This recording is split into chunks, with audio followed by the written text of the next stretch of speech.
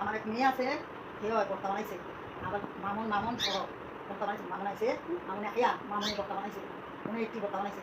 খাবি তুই খাবি খাবি খাবি ও হ তুই ঘুমাই আছিস বাবু ভর্তা বানাইছে